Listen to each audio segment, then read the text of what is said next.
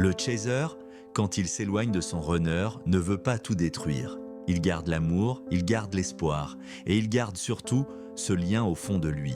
Alors, quand il rencontre d'autres personnes, il le fait souvent sans en avoir vraiment envie. Pas pour remplacer, mais pour comprendre. Chaque tierce sur son chemin n'est pas la bonne personne, mais un miroir, un reflet de ce qu'il doit guérir. Avec le temps, le chaser va comprendre que son runner est irremplaçable.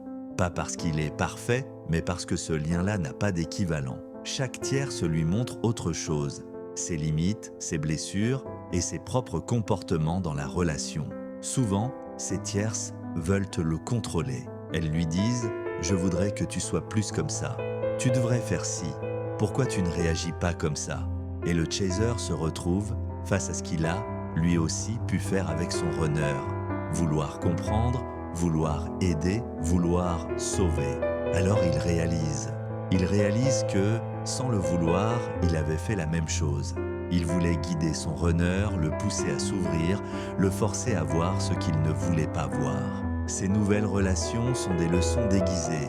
Elles viennent lui apprendre à poser ses limites, à dire non, à s'affirmer.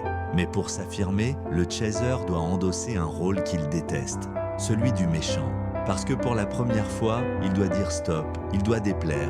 Et pour quelqu'un qui a passé sa vie à faire plaisir, c'est un vrai combat intérieur. Le chaser apprend petit à petit à dire non aux mauvaises personnes.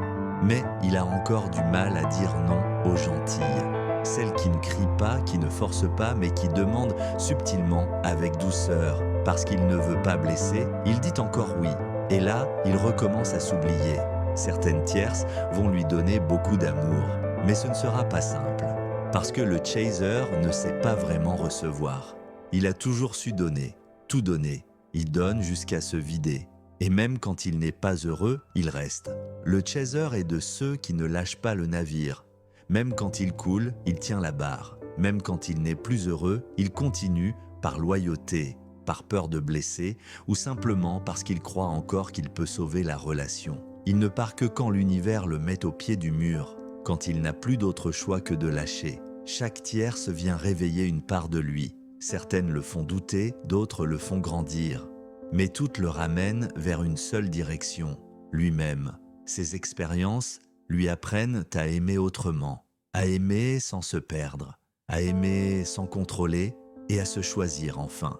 Car quand le chaser comprend cela, il ne cherche plus à remplacer son runner. Il apprend simplement à s'aimer assez pour ne plus courir après quelqu'un d'autre.